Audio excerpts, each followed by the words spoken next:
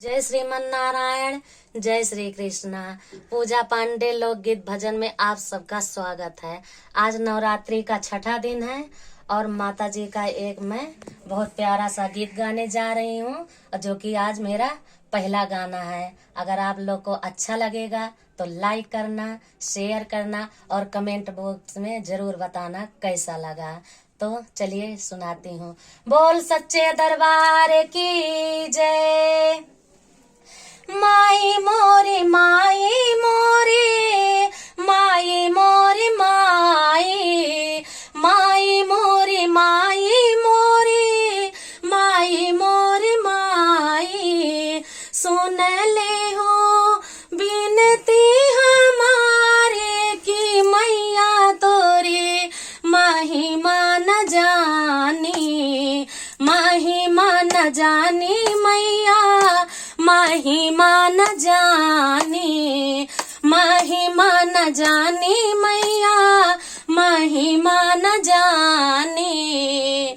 माई मोरी माई मोरी माई मोरी माई, सुन ले हो बिनती हमारी की मैया मोरी महिमा न जानी। महिमा तो जाने मैया ओ हीरे मलियावा, महिमा तो जाने मैया ओ हीरे मलियावा।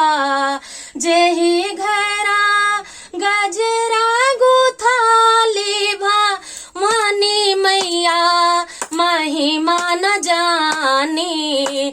जेही घरा गजरा गुथाली भवानी मैया महिमा न जानी। महिमा तो जाने मैया ओ हीरे कहाँ रेवा, महिमा तो जाने मैया ओ हीरे कहाँ रेवा। जेही घरा कलसा भरा ली भवानी मैया महिमा न जानी। जेही घरा कलसा भरा ली भवानी मैया महिमा न जानी, महिमा न जानी मैया महिमा न जानी, महिमा न जानी मैया महिमा न जानी। महिमा तो जाने मैया ओ हीरे कमहारेवा, महिमा तो जाने मैया ओ हीरे महारेवा। ओ हीरे महरवा मैया ओ हीरे महारेवा। जेही घरा हो जेही घरा चौके पुराली भवानी मैया महिमा न जानी, महिमा न जानी मैया महिमा न जानी, महिमा न जानी मैया महिमा न जानी।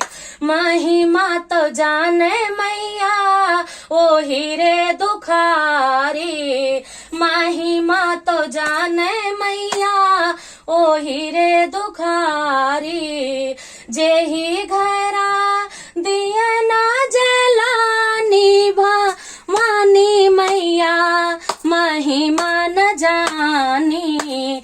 जेही घरा दिया ना जलानी भवानी मैया महिमा न जानी, महिमा न जानी मैया महिमा न जानी।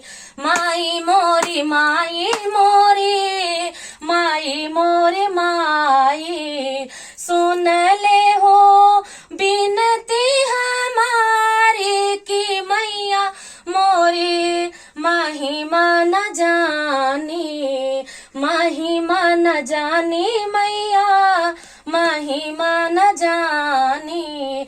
बोलो सच्चे दरबार की जय, जयकारा शेरा वाली की। धन्यवाद।